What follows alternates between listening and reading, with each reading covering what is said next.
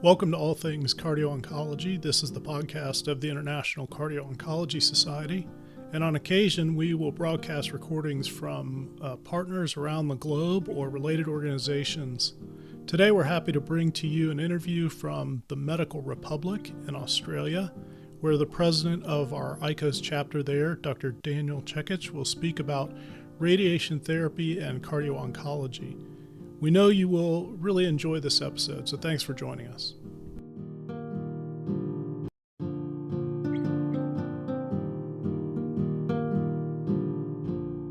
This is Oncology Republic. I'm Felicity Nelson. Today I'm interviewing Dr. Daniel Cehic, a cardiologist and the head of Cardio-Oncology at GenesisCare. Many patients who survive cancer go on to face a different battle, and that's with their cardiac health. There's a whole field called cardio-oncology, which is dedicated towards addressing these problems at the start of treatment. But they get a little bit of pushback sometimes from oncologists and other doctors who question whether it's really their place to be there. But as the data keeps rolling in, it becomes quite apparent that there is a place for cardiologists, particularly for patients who are undergoing radiation therapy. Dr. Daniel Cehic, welcome. Thank you, Felicity. Can you tell us a little bit about your background, just so our listeners can get a sense of who you are? Sure, Felicity. So I'm a cardiologist trained in Adelaide, Australia, and also in Oxford in the UK, originally as an electrophysiologist. But in the last 5 or 6 years, I've switched my focus to cardio-oncology, and I'm a certified cardio-oncologist with the International Cardio-Oncology Society. I'm the clinical lead for cardio-oncology services for GenesisCare in Australia, and I'm the chief medical officer for GenesisCare Cardiology in Australia as well. And this field of cardio-oncology, it's a little bit underplayed in Australia, at least, as far as I'm aware. A lot of doctors don't pay a lot of attention to it, and it's kind of a new emerging field. Do you want to give us a little bit, paint a picture about what this field is and how it's coming into doctors' consciousness? Oh, yep, sure, no problem. So, cardio-oncology is really best described and quoted by Dr. Cehic in a journal a couple of years ago as the prevention, early detection, and optimal treatment of cardiovascular disease in patients who are treated for cancer, and it focuses on balancing the cardiovascular and oncological needs of the patients, and that's before, during, and after their cancer therapy. It is an area that is certainly underplayed, not just in Australia, but globally, as an emerging area, and as cancer treatments become more and more effective, and we are getting increasing numbers of long-term survivors of cancer, then the whole sort of health of the cardiovascular system becomes much more important, because ultimately it's actually, as it stands at the moment, the largest competing cause of death in patients who have got malignancies. And in particular, radiation therapy for cancer is known to have adverse effects in terms of its impact on the cardiovascular system. But there isn't as much knowledge about this as there probably should be. Can you tell us a little bit about what's going on there? Why is there this connection between radiation therapy and these negative effects on cardiovascular health? Yep, sure. So, in the early days, and so I'm talking when I was training a few decades ago, it was felt that the cardiovascular risk from radiotherapy to any vascular bed, but particularly to the chest region and the heart, would occur, but is very significantly delayed. We originally thought it was decades before that came into play. But in the recent past, there have been a number of studies that have shown that, in fact, that cardiovascular risk increases almost immediately and very early from the exposure of a vascular bed to radiotherapy.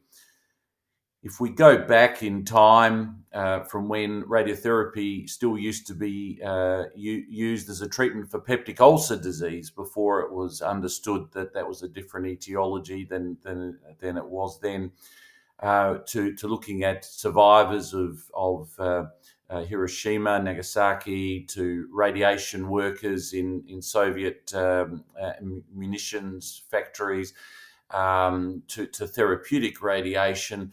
These studies over decades are all remarkably consistent and show that there is really what is thought to be a linear, no threshold dose response of cardiovascular risk to exposure to radiation therapy. So basically, there is no safe dose of radiotherapy, and the more that the vascular fields, like the coronary arteries, get irradiated, the higher the risk of cardiovascular events going forward. So that's certainly well understood now, and particularly a very seminal paper by an author called Darby that was published in the New England a few years ago showed that those effects can happen almost immediately. And that's been confirmed with multiple other studies as well. And how severe are the effects, and what range of people become affected in that way? Yep. So the increase in risk is directly related to the exposure of the vascular bed to the radiation, and often radiation oncologists use the term of grey, and so basically, depending on the study, but thereabouts. I mean, the Darby paper spoke about a 7.4% increase in risk per grey. Some of the other studies went up to about 12% increased risk. So on average, it's probably about a 10% risk. And so it depends on what the baseline risk, of course, is. So, if, for example, a breast cancer sufferer who has radiotherapy to the left side of the chest, she may get sort of an average exposure of 1 to 2 gray to the heart.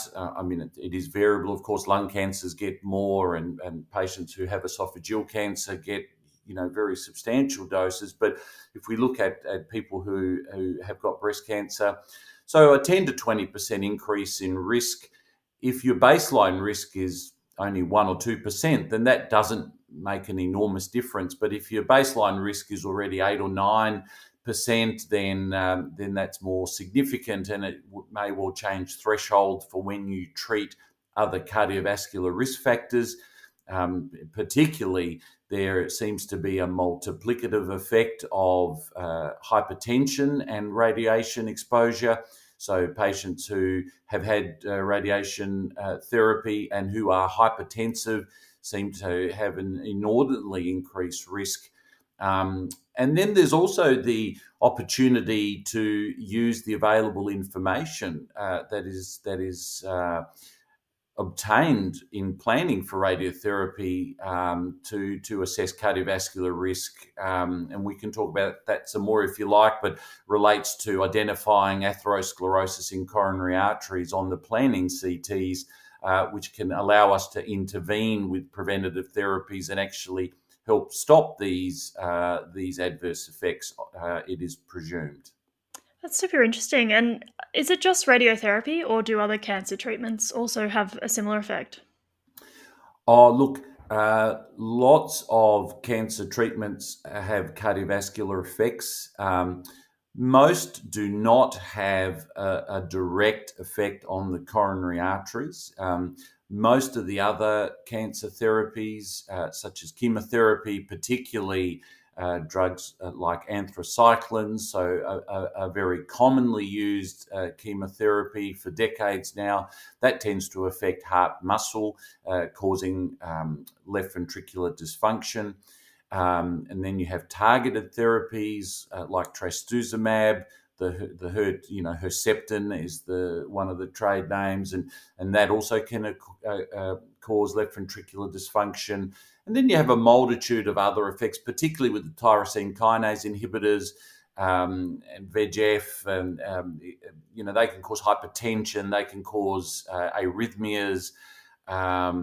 And then if we're moving into the sort of frontline modern era with the immune checkpoint inhibitors, which of course it was Allison and another fella who won the Nobel Prize for their implementation a couple of years ago. They can cause a whole host of effects like a myocarditis, a vasculitis. So depending on what you're treating a patient with, there is an inordinate amount of cardiovascular risk associated with a number of therapies, which, in absolute terms may be relatively low. I mean, the immune checkpoint inhibitors, for example, it's thought that the incidence of a cardiac effect is in the order of 0.5 to 1% of patients treated. But as those volumes increase, the volume of patients that will be affected increase as well. And of course, patients with cancer often have other underlying health issues. Is there a sort of addition effect with some of these patients where they've arrived, at an appointment with an oncologist already with a lot of various health issues, and then the treatment sort of adds on to that? Yeah, look, absolutely. Cancer and cardiovascular disease share a number of common risk factors. So often these patients will already have underlying problems.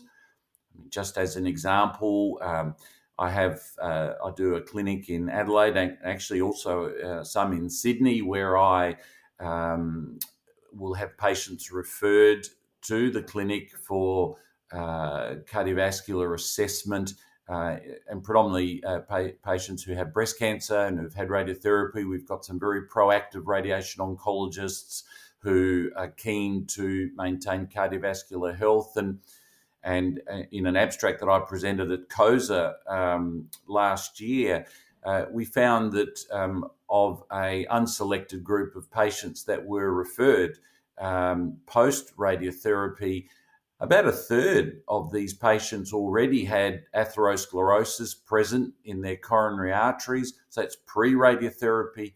And this was, we were able to detect this by looking at the planning CTs that are done pre-radiotherapy to detect the coronary artery calcification and hence the atherosclerosis. And, which just to this audience, I should remind them, is actually the best predictor of a cardiovascular event in any population, let alone the cancer population.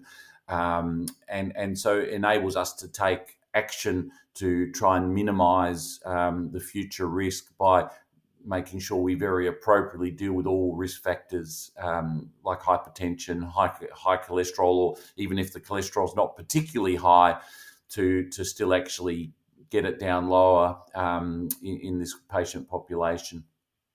And despite all of these risk factors and the increased risk from undergoing radiation therapy, I understand that some oncologists and other doctors don't really see cardio-oncology as being, that important as a patient is sort of going through their journey of having cancer. And I've heard that some are actually actively against cardiologists getting involved. Do you want to talk a little bit about that?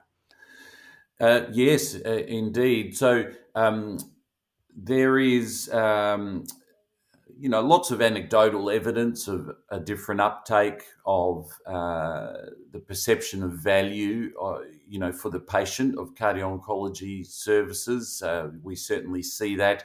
There are some medical and radiation oncologists and hematologists that are very on board and are very proactive in managing the cardiovascular health of their patients by referring them. There are others who are perhaps less believing of it. In a recent international survey of various healthcare providers that was published a couple of years ago. The lead author, the senior author, was the Dr. Susan Dent, she's a medical oncologist now practicing at Duke in the US, originally Canadian. It was found that less than half of the oncologists that were surveyed actually felt that cardio-oncology would make any difference in a positive sense to their patients, and about half felt that we should only be involved if there's active cardiotoxicity present. And somewhat disappointingly, that same survey asked of the perception of guidelines, and there's been a flurry of guidelines from reputable international associations like the European Society of Cardiology, International Cardio-Oncology Society, ASCO and ESMO, that all promote cardio-oncology. In this survey, 2/3 only of the respondents felt that they were aware of those guidelines. And of the 2/3 that were aware of them, only 2/3 said that they actually paid any attention to them. So, I think we've still got a lot of work to do to promote cardio-oncology, and I think that it's still a relatively new area of medicine, a new area of focus, and like most things, does take a while to ramp up. And there was a recent set of guidelines, I think, from the International Cardio-Oncology Society. Is that right? Yes, so a consensus statement rather than guidelines. And one of the problems in cardio-oncology is that there is not as much data that we would like to see. So the International Cardio-Oncology Society is really one of the major international organisations that has its mission to promote cardio-oncology and increase its awareness and promote research. In fact, the Global Cardio-Oncology Summit was just held last week, and this is an event that's also run by the International Cardio-Oncology Society. So they published in the Journal of the American College of Cardio-Oncology, that's the Journal of the American College of Cardiology, the Cardio-Oncology subjournal, just recently an international consensus statement that from cardiologists, medical oncologists, radiation oncologists from a number of different countries around the world, including Australia. There were 2 radiation oncologists and a cardiologist from Australia that were co-authors. And this has highlighted the effects of the cardiovascular effects of radiation therapy, and a suggested protocol to look at monitoring these patients and what actions can be taken to try and reduce the risk in the long term. And just quickly, are there any takeaways that GPs or oncologists who might be listening to this podcast should take from that particular consensus statement? Yeah, look, absolutely. So, consistent with a lot of the other guidelines and consensus statement, it is felt that any patient that is undergoing potentially cardiovascular toxic or cardiotoxic therapy, so that's radiotherapy to the chest, chemotherapy, should get an echo and a baseline echo and ECG. Often that's absent, and it's very valuable to have that. And then there should be use of all the available information that's already present. So patients who are undergoing cancer treatment are often scanned repeatedly, CAT scans, PET scans, but particularly CAT scans of the chest can identify what we now know as cardiologists to be the best marker for cardiovascular risk, which is coronary artery calcification. That's often not reported. It's often not looked for, but such an important piece of information for us if they're then going on to have cardiovascular effects from radiotherapy, and that really really aggressive management of cardiovascular risk factors, and in patients who have had radiotherapy, depending to which vascular bed's affected, some sort of regular follow-up. And the chest is one of the most common and one of the most relevant, that we feel that reassessment of coronary arteries every 5 years and a repeat echo every 5 years to keep an eye on those structures, and then make management adjustments is certainly important. Fantastic. Thank you so much for your time, Dr. Cehic. My pleasure. Thank you for the chat. You've been listening to the Oncology Republic podcast. You can subscribe on iTunes or Spotify, or read more on our website, oncologyrepublic.com.au. Original podcast music by Victoria Nelson.